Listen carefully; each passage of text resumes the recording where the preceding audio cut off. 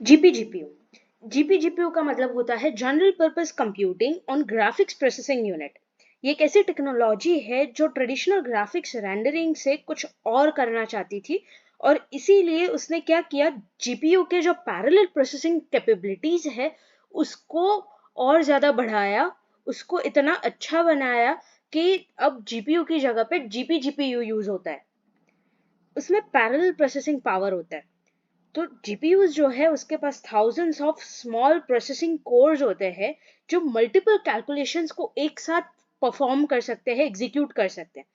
इसी parallel architecture की वजह से जीपीयू जो है वो लार्ज डेटा सेट या कॉम्प्लेक्स मैथमेटिकल कंप्यूटेशंस वाले टास्क को बहुत अच्छे से कर सकता है। Transition from graphics to general purpose, graphics से लेके वो general purpose graphical processing unit कैसे बना, उस वो जो है वो मोमेंटम जो है वो उसको मिला 2000s में, अर्ली 2000s में जीपीयू से बना जीपीजीपीयू। तो डेवलपर्स और रिसर्चर्स जो है उन्होंने देखा कि जीपीयू के पास बहुत ज्यादा पोटेंशियल है जिससे हम बहुत ज्यादा वाइड रेंज के कंप्यूटेशनल टास्क को परफॉर्म कर सकते हैं। तो इसीलिए जीपीयू का यूज जो है वो साइंटिफिक सिमुलेशंस में, डेटा एनालिटिक्स में, मशीन लर्निंग में, इन सब में करना उन्होंने शुरू किया। Programming models, specialised programming models और लाइब्रेरीज जो है वो डेवलप की गई थी जिससे जीपीयू का यूटिलाइजेशन बढ़ा सके और जनरल पर्पस कंप्यूटिंग हम कर सकें। तो जो कुडा है जिसको हम बोलते हैं कंप्यूट यूनिफाइड डिवाइस आर्किटेक्चर, जो एनवीडिया ने बनाया था, और ओपन सीएल यानी ओपन कंप्यूटिंग लैंग्वेज जो है, वो दोनों ऐसे कॉमन फ्रेमवर्क्स है जिससे डेवलपर्स जो है वो जीपीयू एक्सेलरेटेड कोड जो है वो लिख सकते हैं। पैरेललिज्म, जीपीजीपीयू जो है वो क्या करता है, एक बड़े से प्रोग्राम को स्मॉलर पैरेलाइजेबल टास्क में डिवाइड करता है।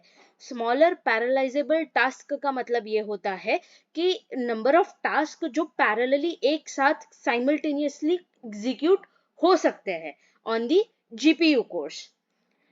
ये अप्रोच जो है वो इतना ज्यादा एक्सेलरेट हुआ, इतना अच्छे से कंप्यूटेशन करता था कि जो ट्रेडिशनल सीपीयू है उसको भी उसने पीछे छोड़ दिया। फिर जीपीजीपीयू की एप्लीकेशंस क्या है, तो साइंटिफिक कंप्यूटेशंस में हम इसको यूज करते हैं, जैसे फिजिक्स, केमिस्ट्री और इंजीनियरिंग के सिमुलेशंस में हम यूज कर सकते हैं। फिर डेटा एनालिटिक्स के अंदर मशीन लर्निंग और डेटा माइनिंग के अंदर जो डेटा प्रोसेसिंग करते हैं उसमें हम यूज कर सकते हैं।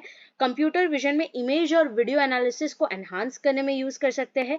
क्रिप्टो करेंसी माइनिंग में क्रिप्टो करेंसी को माइन करने के लिए कंप्यूटेशनल पावर्स की जरूरत पड़ती है, तो वहां पे हम जीपीयू का यूज कर सकते हैं।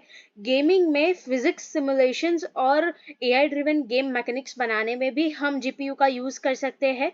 लेकिन जीपीजीपीयू जो है उसके जितने एडवांटेजेस है उतना डिसएडवांटेज भी है, क्योंकि हर चीज का एडवांटेज डिसएडवांटेज दोनों होता है। तो जीपीजीपीयू जो है वो बहुत ज्यादा परफॉर्मेंस देता है, लेकिन कुछ चैलेंजेस भी है। चैलेंजेस ये है कि जो भी डेवलपर है उसको पर्टिकुलर एक स्पेशलाइज्ड प्रोग्रामिंग लैंग्वेज को मास्टर करना पड़ता है, और जो सीपीयू और जीपीयू के बीच में डेटा ट्रांसफर होता है उसको मैनेज करना पड़ता है।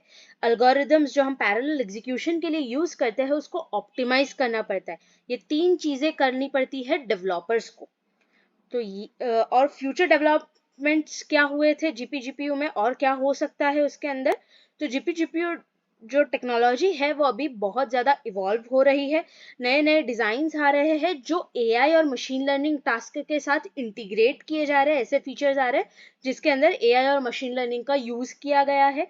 हार्डवेयर एनहांसमेंट हो रहे हैं, जैसे for example ray tracing capabilities, जिससे ग्राफिक्स और सिमुलेशन एप्लीकेशंस जो है उसमें बहुत ज्यादा इम्प्रूवमेंट आएगा। तो ये था जीपीजीपीयू के बारे में थोड़ा सा बेसिक इंट्रोडक्शन।